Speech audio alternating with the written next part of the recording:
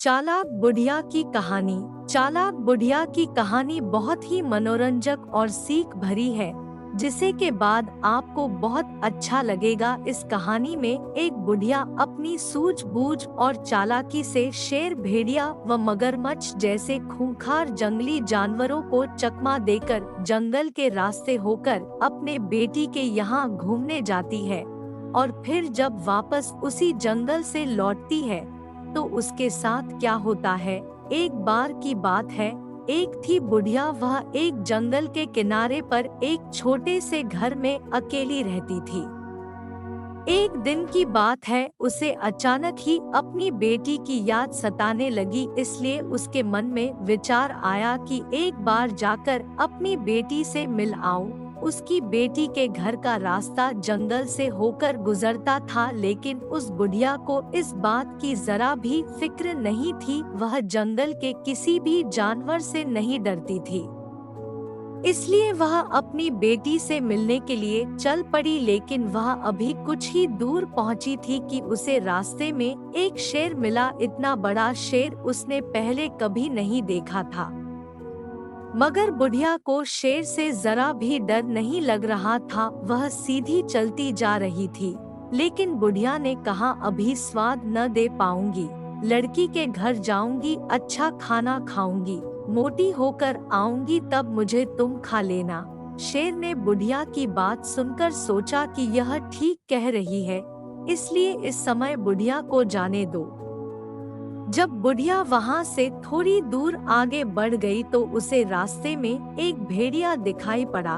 तुमसे मिलकर बड़ी खुशी हुई बुढ़िया, भेड़िए ने कहा, आओ मैं तुम्हें खा लेता हूँ। लेकिन बुढ़िया ने कहा, अभी स्वाद न दे पाऊंगी, लड़की के घर जाऊंगी, अच्छा खाना खाऊंगी, मोटी होकर आऊंगी, तब मुझे तुम खा लेना। भेड़िए ने बुढ़िया की बात सुनी तो वह सोचने लगा कि यह बुढ़िया ठीक कह रही है, इसलिए इसे जाने देना चाहिए।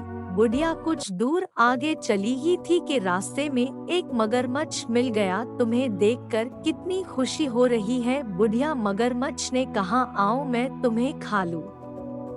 लेकिन बुढ़िया ने कहा, अभी स्वाद न दे पाऊंगी, लड़की के घर जाऊंगी, अच्छा खाना खाऊंगी, मोटी होकर आऊंगी, तब मुझे तुम खा लेना। मगरमच्छ ने सोचा कि ये बुढ़िया बिल्कुल ठीक कह रही है, इसलिए इसे जाने देना चाहिए। इस प्रकार उन तीनों से बचकर बुढ़िया अपनी बेटी के घर जा पहुंची। बेटी ने जब माँ को देखा तो बड़ी खुश हुई और कहने लगी, माँ तुमने बहुत अच्छा किया जो आ गई। बुढ़िया बोली, बेटी मुझे भी तेरी बड़ी याद आ रही थी, इसलिए जंगली रास्ते की भी परवाह न करते हुए मैं तुझे देखने चली आई। इसी प्रकार बुढ़िया को वहाँ रहते हुए कुछ दिन बीत गए तो बुढ़िया को अपने घर का ख्याल आया। उसने अपनी बेटी को बुलाकर उससे कहा, बेटी अब मैं वापस जाना चाहती हूँ, मुझे कहीं से तू एक लाल रंग का बड़ा सा मटका मंगवा दे। उसकी बेटी ने उसके कहने पर एक बड़ा सा मटका बुढ़िया को मंगाकर दे दिया। बुढ़िया उस मटके के अंदर दुबक कर बैठ गई ताकि किसी जानवर की नजर उस पर न पड़े। फिर उसने अपनी बेटी से कहा, बेटी तुम इस मटके को एक लात मारकर धकेल दो।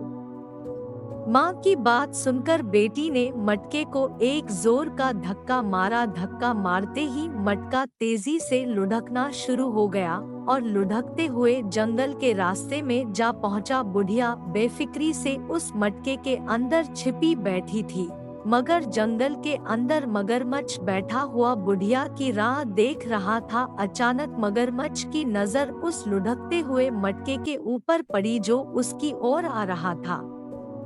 उसने मटके को देखकर कहा, अरे ओ मटके, क्या तूने रास्ते में किसी बुढ़िया को देखा है? बुढ़िया ने अंदर से जवाब दिया, चल मेरे मटके टिम्बकटू, कहाँ की बुढ़िया, कहाँ का तू? इतनी बात सुनकर मगरमच्छ हैरान रह गया। उसे मटके के बोलने पर बड़ा आश्चर्य हो रहा था। उसने कभी भी किसी मटके को इस प्रकार बोलते हुए नहीं सुना था, इसलिए वह डर गया और मटके के रास्ते से एक तरफ हटकर खड़ा हो गया। बुढ़िया अपनी चालाकी पर मन ही मन खुश हो रही थी। वह सोच रही थी कि मगरमच्छ को उसने किस तरह बेवकूफ बना दिया और वहां से निकलकर आगे आ गई। मटका उसी तरह लुढ़कता हुआ आगे बढ़ रहा था और इसी प्रकार लुढ़कता हुआ भेड़िए के मार्ग पर जा पहुंचा। भेड़िए ने मटके को बड़े गौर से देखते हुए पूछा, अरे ओ मटके, तू यहाँ किधर से आ रहा है? क्या तूने रास्ते में किसी बुढ़िया को देखा है? बुढ़िया ने मटके के अंदर से ही जवाब दिया, चल मेरे मटके टिम्बकटू, कहाँ की बुढ़िया, कहाँ का तू? मटके में से इस तरह आवाज आती देखकर भेड़िया हैरान रह गया। उसने कभी इस तरह बोलने वाला मटका नहीं देखा था, इसलिए वह उसके बोलने पर आश्चर्यचकित हो गया था और रास्ते से एक तरफ हटकर खड़ा हो गया था। बुढ़िया अपनी चालाकी पर फिर से मन ही मन खुश हो रही थी कि उसने अपनी चतुरता के कारण भेड़िए को भी चकमा दे दिया और उसके पंजे से बिल्कुल साफ निकल गई थी। अब उसे शेर की परवाह नहीं थी।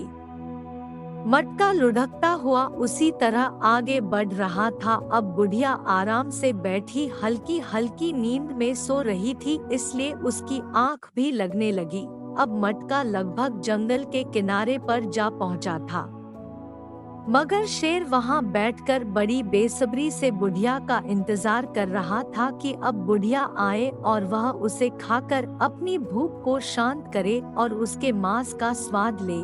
अचानक शेर की नजर सामने से लुढ़कते हुए आ रहे मटके पर पड़ी। वह उस मटके को गौर से देखने लगा, फिर गरज कर बोला, अरे ओ मटके, क्या तूने रास्ते में किसी बुढ़िया को देखा है? शेर की दहाड़ सुनते ही बुढ़िया की आंख खुल गई। उसका दिल जोर जोर से धड़कने लगा। उसने अपने आप पर काबू पाते हुए सहमे हुए स्वर में जवाब दिया, चल मेरे मटके टिम्बकटू, कहाँ की बुढ़िया, कहाँ का तू?